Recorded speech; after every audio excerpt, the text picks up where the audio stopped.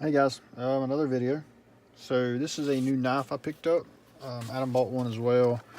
I've been looking at this knife for quite a while, watched some reviews on it.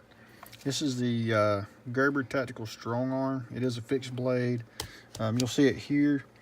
I've got it on a MOLLE system attached to my vest, my plate carrier. We'll do a separate video on the plate carrier, but this is the knife. We're going to talk about it a little bit. So this knife can be had for between $65 and $75, depending on where you look. We bought ours at Gander Outdoors in Gastonia, off exit 21, Cox Road, off 85. Pretty nice knife from what we have seen so far. It can do a multiple mount system, so they call. It will attach to MOLLE, as you saw on my vest.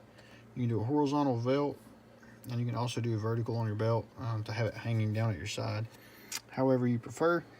My purpose for this was for my carrier. And the reason being, my thought process on the escalation of a situation would be, I'm going to use my primary rifle until I'm out of ammo, have a critical failure, I've become unable to operate it, or it's become inoperable. At which point I'm going to switch to my sidearm, which is where my Glock 17 mags come in. I want to use it until it's out. My next option then is going to be my knife.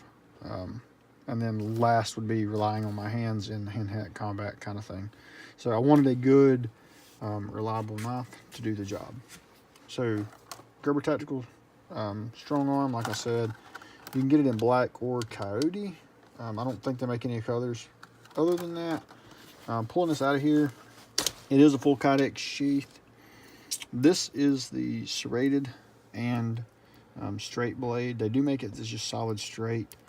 A little harder to find, so we went with the serrated. All kydex here. Snapping it in, it will go into the holster either way. It has good retention on it, so you really don't need anything else. And the blade length is 4.8 inches, and that's from the end of the handle. Told you it had good retention. End of the handle to the point. It is made in Portland, Oregon, so it is American-made product. Lanyard hole down here on the end, should you be interested in equipping a lanyard. Snap that back into place. Comes with some odd adapters. So when you pull this all straight out of the pack, you got the knife in the sheath. There's a piece that you can't really see. Adam's gonna try to zoom in here. This piece here that my finger's on runs, and this is what locks it into the webbing on the MOLLE system. That's also what would lock the holster sheath into this, should you decide to run it through your belt. And you would run your belt through here, back behind it, and out the front, just like a paddle holster. And you can tension it down on the side or on the back, wherever you wanted it. And then these adapters would be for the drop leg.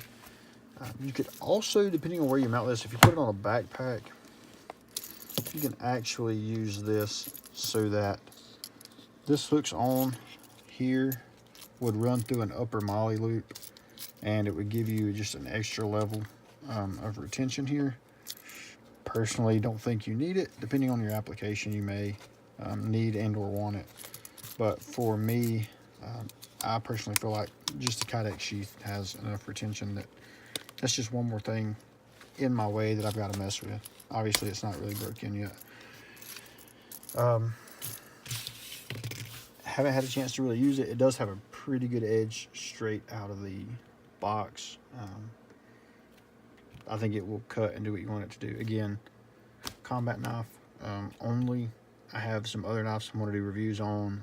A buck skinner for the purposes of skinning, cleaning animals, fish, whatever. And then I also have a Gerber. It's a Bear Grylls edition. It comes with the flint, sharpening stone, a few other things. Adam's got one as well. We'll do some reviews on those later. But definitely, if you're in the market for a combat knife, MOLLE compatible, or belt loop, however you want to run it. For me, this was most practical because I want it at hand, not on my backpack, and I don't want to have to be fighting to get it in my pocket to get a pocket knife. It does come with the natural disclaimer, you know, this is a Red Ryder BB gun, be careful, you'll shoot your eye out kind of thing. Liberal propaganda. And then instructions depending on how you want to mount it. In some other language. Flip it over, here's your English side. But it'll talk you about the different mounting options and how you can put it on your vest or your belt, whatever you want.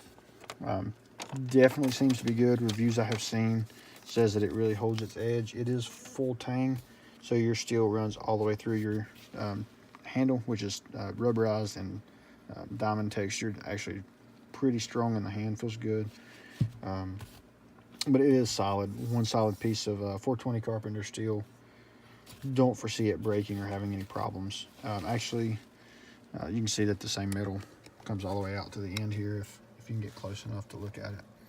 But definitely recommend it. Gander Outdoors has it. Cabela's has it. Field and Stream.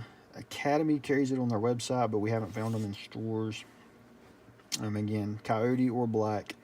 You can get the solid bond blade, or you can get the half serrated or third serrated, and the rest is fine. All roughly the same price, between $65 and $75. We found them on lapolicegear.com for $55. However, like just about all of them are out of stock, and we really couldn't get a price on shipping. So when we found this for $67, we went ahead and picked it up at Gander Outdoors in Gastonia. If you happen to be at Cabela's, they will price match Gander Outdoors, I believe. So look it up. If you have any questions, let us know. Maybe we can get some videos of it. Not in action, because like I said, it's a combat knife. That's all I want to keep it for, to keep it your edge. But let us know if you have any questions, anything I can answer. Until then, good luck, guys.